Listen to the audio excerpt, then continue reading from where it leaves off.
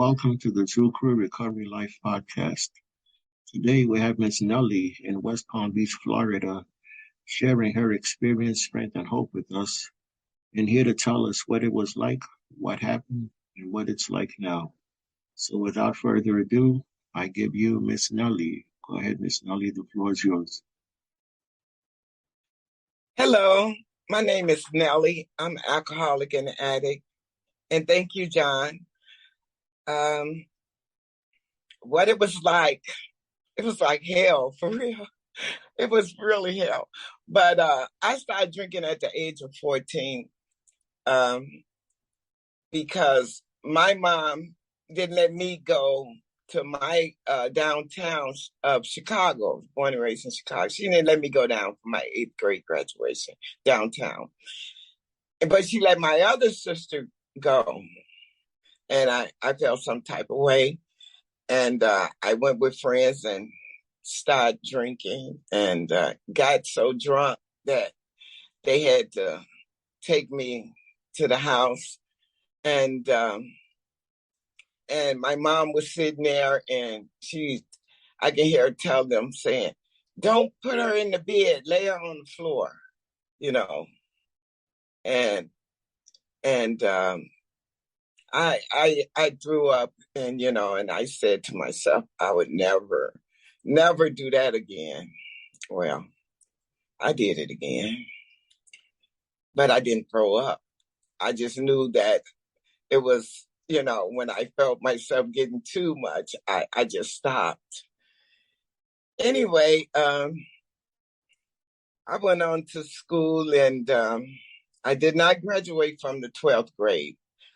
I had got pregnant and in my 12th year. And they was telling me that I needed so many credits and so this and that. So I just stopped going, and I was getting myself ready to be a mom, and I didn't drink when I was pregnant. I couldn't stand the smell of it. But no, as soon as I had my daughter, I was right back out there again. And it just seemed like I got pregnant again. I was like, wow. I tried to take things to stop me from getting pregnant. I was a high functional woman, but they wouldn't work for me, so I don't know if it was God's plan for me to have babies after babies, but I wound up having 5 pregnancies with 6 children because I had a set of twins. Now, I didn't drink or smoke reefer when I was pregnant because I hate the smell of it. I hated the smell of alcohol, perfume, anything. I just hate it. But no sooner as I was delivered and, I went back to my old behaviors. And I love my children. And I remember, moving out from my mom's place and getting my own place in the projects on the south side of Chicago. And that's what I did. I smoked weed. And I didn't do too much of a drinking. I had beer, but not the hard stuff. But I loved it, my weed at the time. And then my cousin, he came over and he introduced me to some cocaine and wanted to cook it up in my kitchen. And I did that. And I tell you, when I did it the way he told me how to do it, I tell you, that feeling, oh my God, it just, I was like, oh, I really like the way that made me feel. I want more, So that I started to neglect my responsibility as being a mother to my children. I would just take my food stamps and the little cash that they were sending me, welfare was sending me, and I was messing it up. Well, my mother got hold of what I wasn't doing, and she threatened to take my children away from me. You know, she even called DCFS on me, and they came to my house and stuff. And I just knew I had to get my shit in order, you know, because I didn't want my kids taken away from me. And that's what I did, you know. But DCFS came to my house and looked at my kids. All of them was good. You know, I cleaned up my house because that's what I do.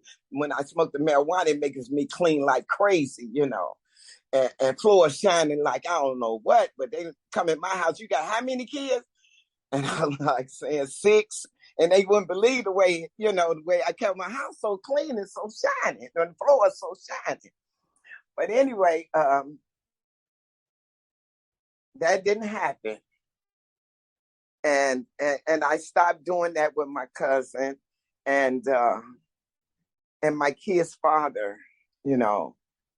I was in love and he hurted me, you know. And that what made me go back to using, you know, because of the love and the hurt, you know. And I went back again and I started drinking and doing everything, you know. Somebody say, take these pills, Nellie, they'll keep you up. Here go some downers, you know. I'm just like, when the alcohol is in me, I'm like, I'm ready to try in and everything, you know. And that's what I did, you know. And it got to the point where I was just tired of being sick and tired. I went into the program and I don't know exactly what year it was, but I can't think of it, but I went in and I wound up staying clean for 18 years. And I met a guy and we got married, got a house. Everything was good. And then he relapsed. I didn't ever see the part of him. I met him in recovery, so I didn't know his behavior. But when he relapsed, it wasn't nothing nice, you know. And then we got a divorce. I moved my separate way, and he moved on. And then I was hurt again, you know, because I guess when I love hard. And I went out and got me a half a pint, and I drank it. But I did not go back to freebase and cocaine. I just drank the alcohol. I don't know if it was stress or whatever that got me with the shingles. I had the shingles and I was in the hospital for almost about a week and a half. The left side of my body was paralyzed and my skin had turned pink from my arm on all up under my left side had turned pink. And they put me on they gave me pain medication because I was in pain. And I was also, when I left out the hospital, I was going to the pain clinic to get pain pills. And because I liked it the way it made me feel. And but the doctor said, Nellie, I think you're getting addicted to this, you know. We're going to have to cut you off the pills. And I'm like arguing with the doctor, but I'm not addicted to it. You know, I wasn't, he knew, you know, I was using my medicine before it was time for me to get another refill, you know. So he knew. So they cut me off. And I was at a party, you know, with some friends and they said, the Latin is just like heroin, Nellie. And I said, it is? So knowing me, you know, I wanted to check it out. So I was always afraid of needles, so I never shot up anything, but I snorted it. And I started snorting this heroin, and I started just getting butt wild and crazy. And after my marriage, I just ran, and and I didn't think that I was hurting anyone. I just was hurting myself until I came into the program of Alcoholics Anonymous. And because I still had my job, I still kept my job, and I was going to work, but I was high every day when I went there, and my coworkers seen it in my behavior, but they didn't really want to say nothing to me. But I did have one of the nurses come up to me and she said, "Nellie, you're really looking bad. But my job is working for the state of Illinois. I was able to go in there and talk to them and tell them that I needed help.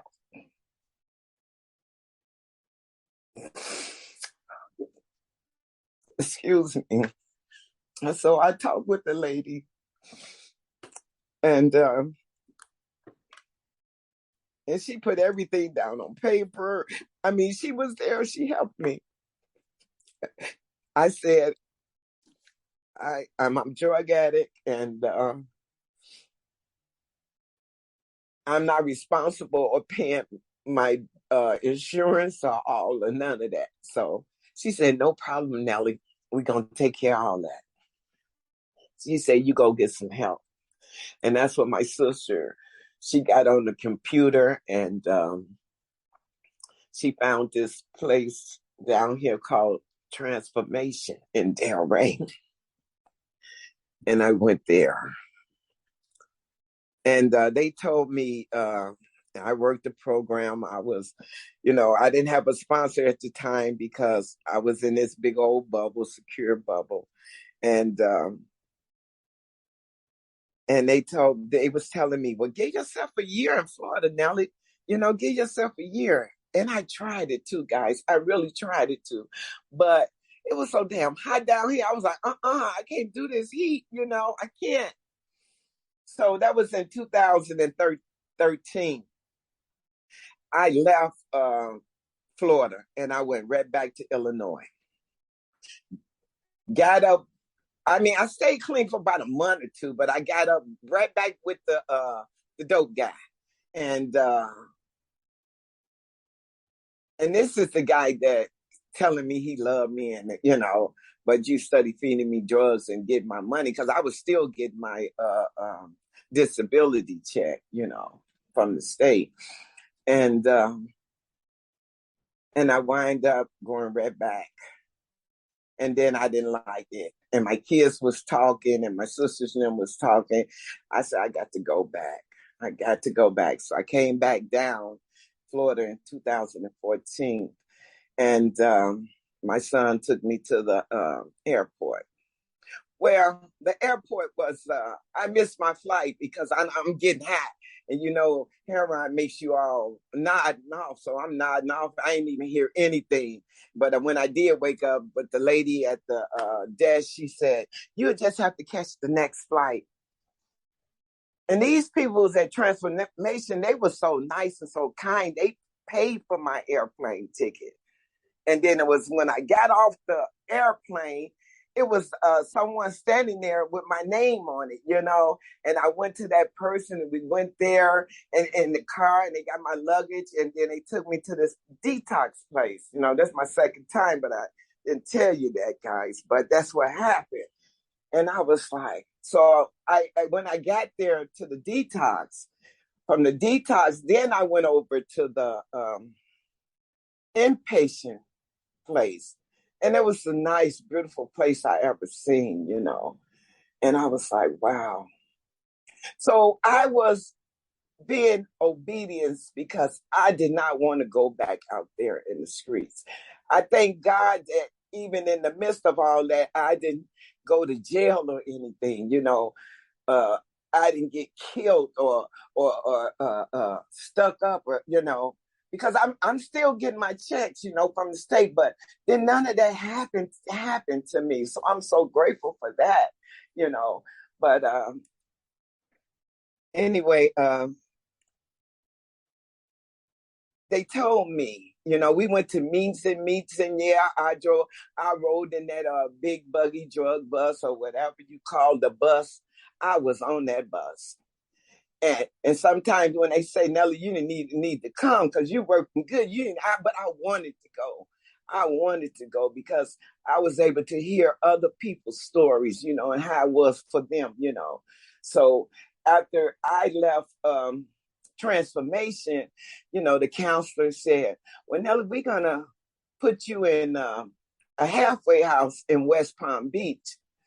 And I was ready. I was eager to do anything and everything that they wanted me to do.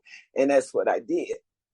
So I was still going to outpatient therapy, and I went every day. And they told me to get a sponsor, and they gave me the big books. They even gave me a recovery Bible and recovery workshop. They gave me this stuff, and I have it today.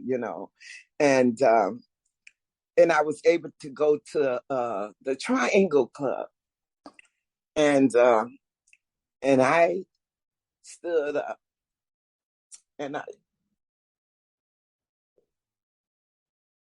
I said, my name is Nellie.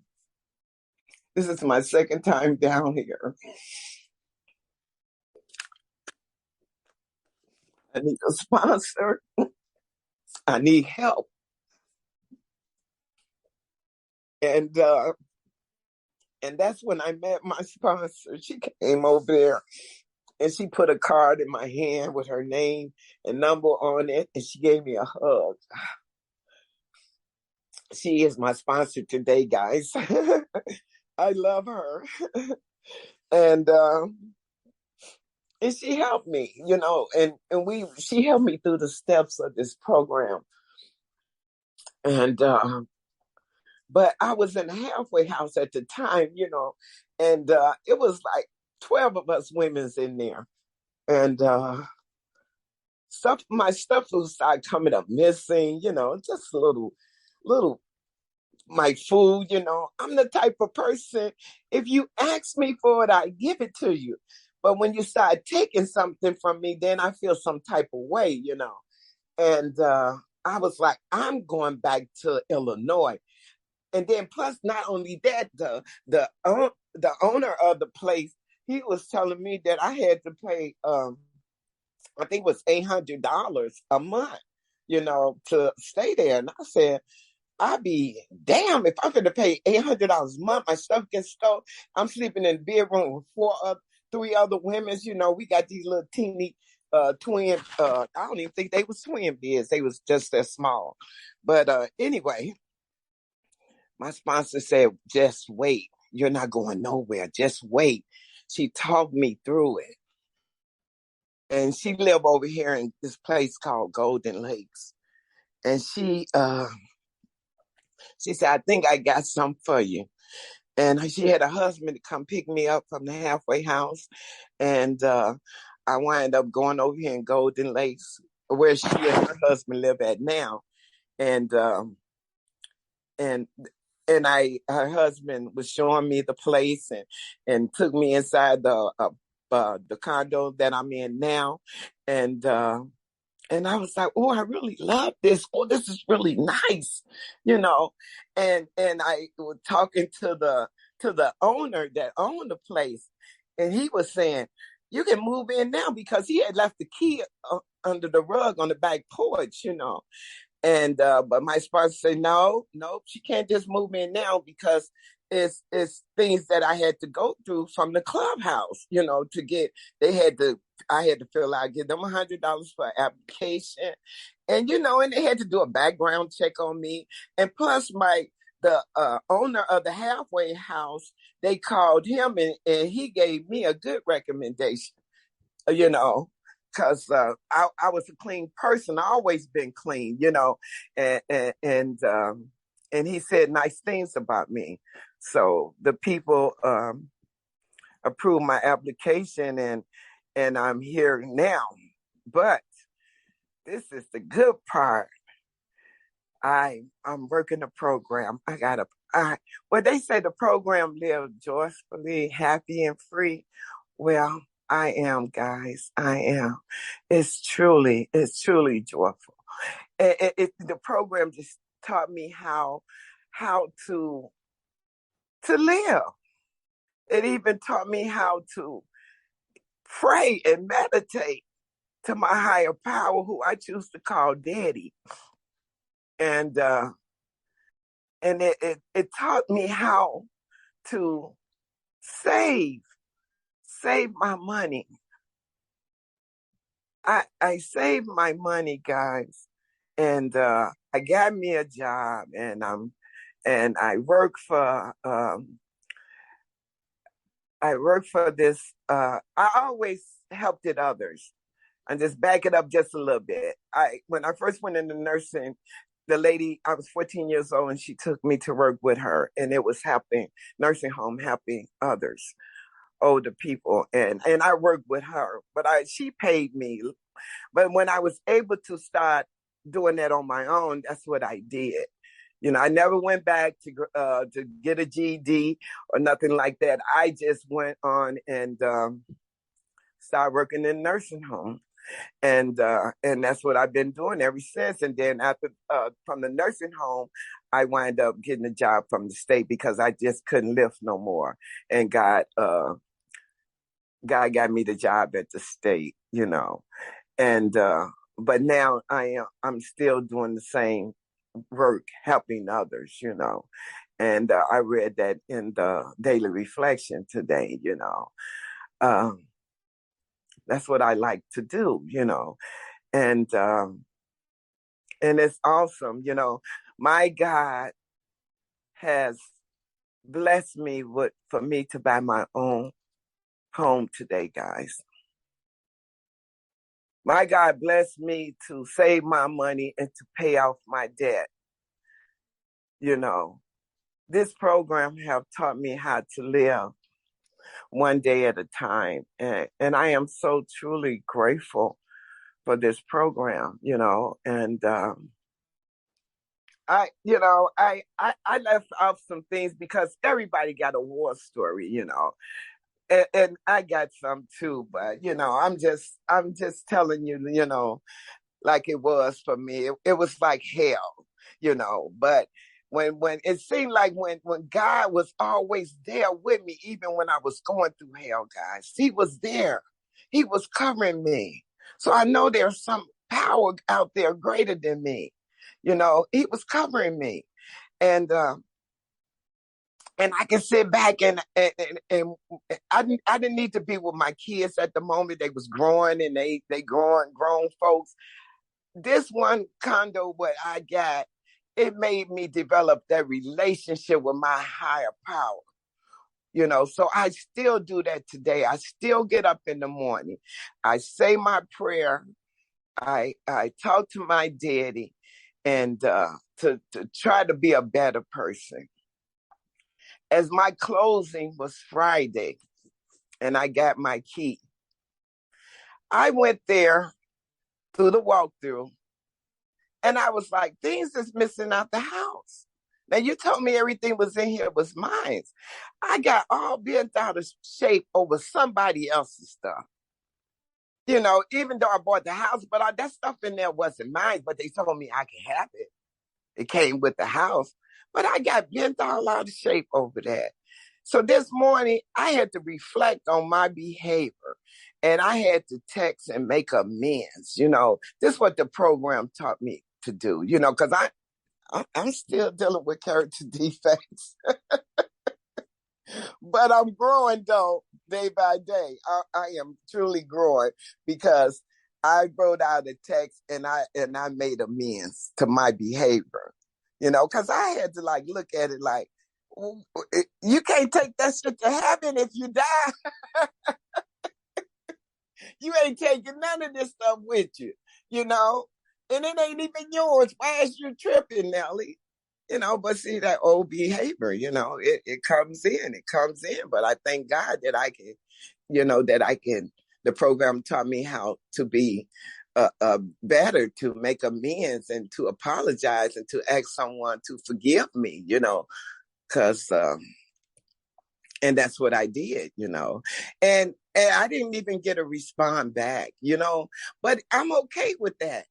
Long as that I wiped it off for me, and I'm a big girl and I did it, then that's, oh well, my daddy know what I did, and what if they accept it or not?